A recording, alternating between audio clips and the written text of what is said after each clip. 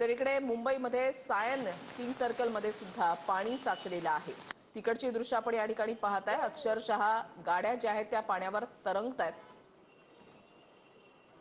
रात्रभर पाऊस पडतोय आणि पावसाचं पाणी जे आहे त्याचा निचरा जो आहे तो होत नाहीये आणि त्याच्यामुळे या पाण्यावर अक्षरशः गाड्या तरंगताना आपण पाहताय।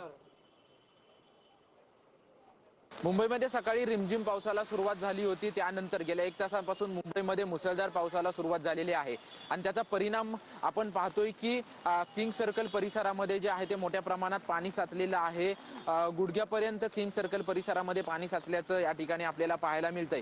मुंबईमध्ये मुसळधार पावसाला सुरुवात झाली की किंग सर्कल परिसर, हिंदमाता परिसर त्यासोबतच दिव्य परिसरामध्ये पाणी साठायला सुरुवात होते आणि त्याचप्रमाणे सकाळपासून पाहतोय की गेल्या 1 तासापासून मुसळधार पाऊस जो आहे तो मुंबईमध्ये पडतोय आणि त्याचा परिणाम किंग सर्कल परिसरामध्ये झालेला आहे। या ठिकाणी मोठ्या प्रमाणात पाणी साचल्याचं आपल्याला या ठिकाणी पाहायला मिळतंय आणि त्यामुळे बेस्ट वाहतूक असू दे अथवा इतर गाड्या आहेत त्या गाड्यांना या ठिकाणाहून मार्ग काढताना मोठी कसरत करावी लागते। त्यासोबतच अनेक मोठ्या प्रमाणात गाड्या बंद पडण्याचं देखील प्रमाण जे आहे ते या ठिकाणी वाढलेलं आहे, कारण की पाणी जास्त भरले असल्यामुळे गाड्यांमध्ये तांत्रिक बिघाड जो आहे तो तांत्रिक बिघाड होतोय। गेल्या 1 तासापासून मुंबईमध्ये मोठ्या प्रमाणात पावसाने हजेरी लावलेली आहे आणि त्याचा परिणाम रेल्वे वाहतूक त्यासोबतच रस्ते वाहतुकीवरती झाल्याचं पाहायला मिळतंय आणि किंग सर्कल परिसरामध्ये देखील मोठ्या प्रमाणात पाणी साचलेलं आहे आणि या पाण्याचा उपसा काम महानगरपालिकेच्या कर्मचाऱ्यांच्या वतीनं सुरू आहे। परंतु जोपर्यंत पावसाची तीव्रता कमी होत नाही तोपर्यंत पाण्याचा निचरा जो आहे तो पूर्णपणे होणार नाही असं देखील सांगण्यात आलेलं आहे। परंतु संपूर्ण कर्मचारी जे आहेत